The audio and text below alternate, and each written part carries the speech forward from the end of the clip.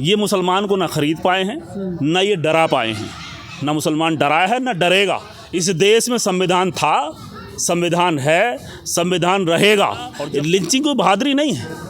अगर 100 आदमी मिलकर एक आदमी को मार रहे हैं तो क्या बहादुरी है? मॉब लिंचिंग नपुंसकों का काम है, बहादुरी का नहीं है। बहादुरी का अगर इनको बहादुरी देखनी है तो आइए ना। अब ये सरकार 5 साल की नहीं बनी है। ये सरकार झूठ से चली थी, बेईमानी पे पहुंची, अन्याय पे पहुंची और अब ये जुल्म करने पे उतर गई है। दलित और मुस्लिम को मिला के एक संगठन बनाना चाहते हैं। जिस दिन उसमें हमें कामयाबी मिलेगी उस दिन ये मनुवादी एक भी नहीं दिखाई देगा, क्योंकि हम दलित और मुस्लिम को मिला के 35-40% हैं देश में। हमें किसी की भी ज़रूरत नहीं है। भाई कौन सी मोहब्बत की दुकान खोलेंगे आप, जब आप ये लोग मारे जा रहे हैं। यहाँ मॉब लिंचिंग हो रही है, दलितों की हो रही है, मुस्लिम की हो रही है, दलितों को भी बांध के मारा जा रहा। ये लोग वोट लेने के लिए बीजेपी का बहुत बड़ा डर दिखाते हैं। नेशनल दस्तक आप देख रहे हैं, मैं हूं आपके साथ अबरार। इस समय मेरे साथ मेहदी हसन मंसूरी साहब हैं, जो कि मंसूरी फेडरेशन ऑफ इंडिया के अध्यक्ष हैं। इस समय जो आप लोगों की बैठक चल रही थी, क्या इन बैठकों से मात्र आप सरकार पर जो है दबाव बना पाएंगे, प्रेशर? क्योंकि सड़कों पर मुस्लिम समाज नहीं उतर रहा है। ओबीसी, दलित और तमाम SC/ST के लोग सड़कों पर है। मुस्लिम समाज सड़कों पर अपनी लड़ाई क्यों नहीं लड़ा? क्या डर बैठ गया आप लोगों के भीतर? देखिए, सड़कों पे भी उतरा जाएगा। अभी ये हम लोग लगातार मीटिंगें हमारी हो रही हैं। अब आगे अगर सरकारें नहीं मानती हैं तो सड़कों पे भी उतरा जाएगा। अगर इसके लिए जिस हद तक भी हम जा सकते हैं कानून के दायरे में, हम ज़रूर जाएंगे।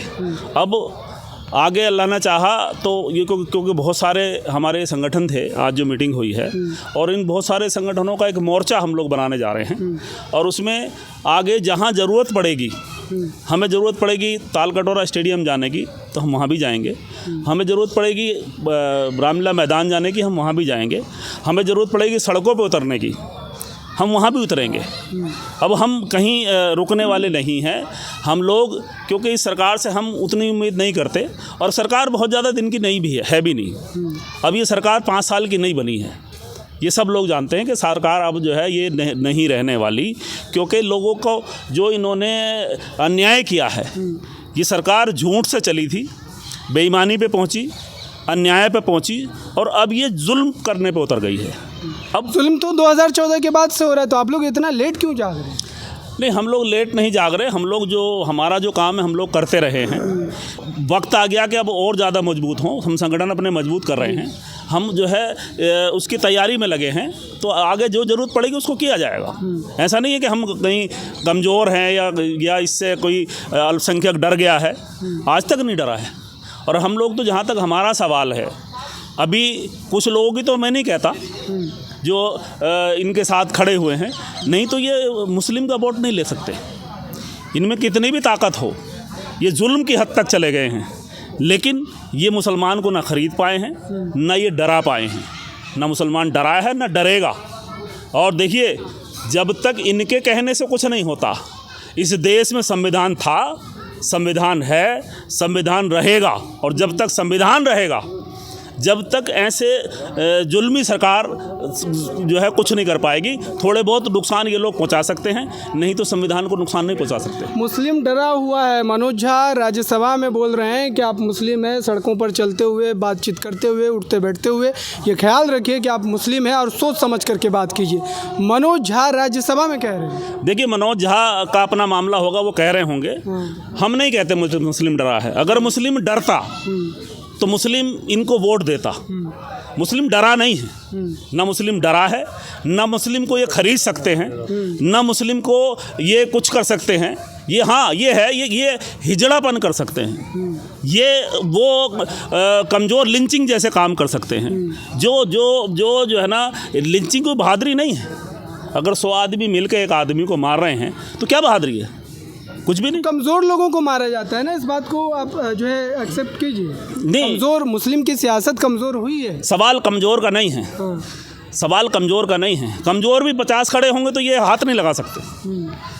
कमज़ोर भी अगर कहीं 10 खड़े होंगे तो ये हाथ नहीं लगा सकते, अकेले को मारते हैं। ये लोग वो लोग हैं, ये मैं कौन सा शब्द इस्तेमाल करूं इनके लिए, ये लोग ये बहादुर लोग नहीं हैं, ये नपुंसक लोग हैं, ये नपुंसक लोग हैं। ये काम मॉब लिंचिंग नपुंसकों का काम है, बहादुरी का नहीं है। बहादुरी का अगर इनको बहादुरी देखनी है तो आइए ना, 1 से 2 को लड़ा दीजिए, 1 से 4 को लड़ा दीजिए, आइए हम तैयार हैं। लेकिन नहीं, ये 150 इकट्ठे होके हिजड़ापन दिखाते हैं। ये 150 इकट्ठे होके ये जो है ये दिखाना चाहते हैं कि हम कितने कमज़ोर हैं। हम लोग लोकतांत्रिक व्यवस्था में आपको लड़ाई जो है उसी के भीतर रह करके लड़नी पड़ेगी। तो इस समय तो आपके सांसद के जो रेशियो है वो लगातार घट रहा है। 24 सांसद आपके गए, वो भी पार्टी की विचारधारा क्या जो है जो आप मजबूरी तले दब जाएंगे, आपकी आवाज़ नहीं उठाएंगे उस संसद। देखिए, बिल्कुल आप ठीक कह रहे हैं। अब तक जो सांसद जो है पार्लियामेंट में पहुँचे हैं वो किसी कौम के या किसी समाज के नहीं हैं, वो तो पार्टी के हैं। वो लोग पार्टी की लाइन पे बोलते हैं और उनको खतरा रहता है कि अगर मैं पार्टी की लाइन से हटूंगा तो मुझे निकाल दिया जाएगा। तो वो नुमाइंदगी है तो ज़रूर हैं, तो हमारे ही लोग, लेकिन वो अपनी मजबूती से अपनी बात नहीं कह पाते। जब तक हम अपना मजबूत कोई संगठन नहीं बनाएंगे, जब तक हम इस बात की तैयारियां चल रही हैं। हमारा अभी पीछे 30 जून को यहीं पे मीटिंग हुई थी दलित मुस्लिम मोर्चा की, और हम दलित और मुस्लिम को मिला के एक संगठन बनाना चाहते हैं। जिस दिन उसमें हमें कामयाबी मिलेगी उस दिन ये मनुवादी एक भी नहीं दिखाई देगा, क्योंकि हम दलित और मुस्लिम को मिला के 35-40% हैं देश में। हमें किसी की भी ज़रूरत नहीं है। 30-35% में सरकारें बनती हैं। तो अब हमारी संख्या उतनी है, उसके बाद और उसके खाली मुस्लिम और दलित की बात नहीं है। अल्पसंख्यक जो और हैं, सिख हैं वो पीड़ित हैं, ईसाई हैं वो पीड़ित हैं, और भी पीड़ित हैं। उनकी आवाज़ उठाने वाले लोग संसद में हैं, उन्होंने भेजा है। आप अपने लोगों को संसद क्यों नहीं भेजे? देखिए, उन्होंने वो कुछ बातें कह के सांसद में जाते हैं, वो जो काम उनको वहाँ जाके करना चाहिए वो नहीं करते। आज देखिए, जो लोग वोट लेके गए हैं, चाहे वो इंडिया गठबंधन में चाहे राहुल गांधी हो, चाहे अखिलेश यादव हो, चाहे कोई भी हो, इतनी मॉब लिंचिंग के बाद आज तक एक शब्द एम भी नहीं निकला उनके जुबान से।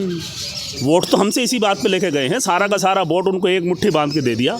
बंधुआ वोटर सपा, कांग्रेस, टीएमसी जैसी पार्टियों का मुसलमान होकर रह गया। हाँ जी, ऐसा ये हालात इन्होंने ऐसे पैदा कर दिए। ये हालात जो बीजेपी और आरएसएस ने बनाए, उस हालात की वजह से, सिर्फ इसलिए कि थोड़ा सा बैलेंस हो जाए, इसलिए हमारी मजबूरी थी कि हम इनके साथ जाएं। हमारा अपना संगठन जब होगा, जब दलित मुस्लिम मोर्चा होगा, जब एक मोर्चे पे हम लोग आएंगे, तो फिर इनका इस देश में ये जो है ना, किसी के साथ ये बदतमीजी नहीं कर पाएंगे, ये जो है बेईमानी नहीं कर पाएंगे। ये जो है जो ये लोग कर रहे हैं, जो इनका चेहरा है, कहते कुछ और हैं, करते कुछ और हैं। आज SDPI, AIMIM जैसी पार्टियाँ, AIUDF, इंडियन मुस्लिम लीग, ऐसी पार्टियाँ मजबूत क्यों नहीं हो रही है? कितने वर्षों से राजनीति हो रही है, मुस्लिम समाज उनको आगे क्यों नहीं बढ़ा रहा है? उन पर जो भी व्यक्ति निकल कर के आता है, मुस्लिम समाज उस पर शक करता है। तो इसकी लड़ाई कौन लड़ेगा, कौन सुनिश्चित करेगा? देखिए, वो शक नहीं करना चाहिए। वो कुछ लोग ये वो जो पार्टियाँ जिनको नुकसान पहुँचता है, वो ये साजिश करते हैं। आम पब्लिक नहीं शक कर रही। आज लिंचिंग पर अखिलेश यादव, राहुल गांधी कुछ बोल रहे हैं? कोई नहीं बोल रहा। मैंने वोट दिया, मुस्लिम समाज ने वोट कह रहा हूँ, मुस्लिम एक मुश्त कोई वोट मिला है तो मुस्लिम मिला है। हाँ। लेकिन आज मुस्लिम की मॉब लिंचिंग पर कौन बोल रहा है? वो तो दलित की मुस्लिम मॉब लिंचिंग पे भी नहीं बोल रहे। वो तो कमजोर वर्ग की बात कर कहाँ रहे हैं? वो तो मोहब्बत की बात कर रहे हैं। वो कैसी मोहब्बत है हमें तो नहीं पता। भाई, कौन सी मोहब्बत की दुकान खोलेंगे आप? जब आप ये लोग मारे जा रहे हैं, यहाँ मॉब लिंचिंग हो रही है, दलितों की हो रही है, मुस्लिम की हो रही है, दलितों को भी बांध के मारा जा रहा है। खाली मुस्लिम नहीं, मुस्लिम के ऊपर तो ये मामला अब आया है। दलित तो एक ज़माने से मतलब कि उसके साथ जो है दोहरा व्यवहार हो रहा है, लेकिन ये लोग बोलते ही नहीं। और वोट ये लोग वोट लेने के लिए आ जाते हैं, लेकिन बोलते नहीं हैं। तो लिहाजा इनको बोलना चाहिए। हम लोग इनके पास भी जाएंगे। हम लोग एक मेमोरेंडम लेके हम सरकार के पास भी जाएंगे, हम विपक्ष के पास भी जाएंगे। हम विपक्ष से सवाल पूछेंगे कि बताइए, सारा का सारा वोट आपको दिया गया है, तो मॉब लिंचिंग पे कौन बोलेगा? मुस्लिम समाज भाजपा को हराने की ठेकेदारी क्यों लेके बैठा है? हर समाज अपने अपने हित की बात सोच रहा है।